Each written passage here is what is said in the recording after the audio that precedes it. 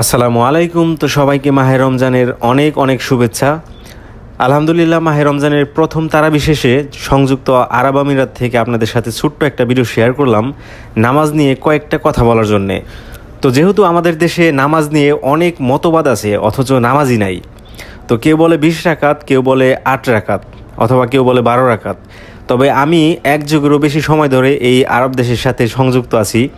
তো সব সময় যেটা দেখছি সেটা হলো এখানে প্রত্যেকটা মসজিদে রমজান মাসে 8 রাকাত তারাবির নামাজ আদায় করা হয় জামাতের সাথে, এবং বেতের নামাজে শেষ রাকাতে সেজদায় যাওয়ার আগে দেশ এবং মানুষের কল্যাণের জন্যে দোয়া করা হয়, এবং সেই সাথে দেশের যিনি প্রধানমন্ত্রী থাকেন, প্রেসিডেন্ট বা শেখ, তার জন্য স্পেশালি দোয়া করা হয়। তো এটাই হচ্ছে আরব দেশের নিয়ম, সুন্দর এবং সাবলীলভাবে এখানে সবাই নামাজ আদায় করে।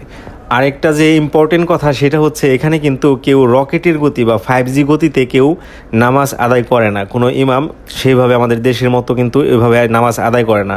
তো আপনারা এই ব্যাপারে সতর্ক থাকবেন যেন একটু সময় নিয়ে ইমাম সাহেব নামাজ আদায় করান।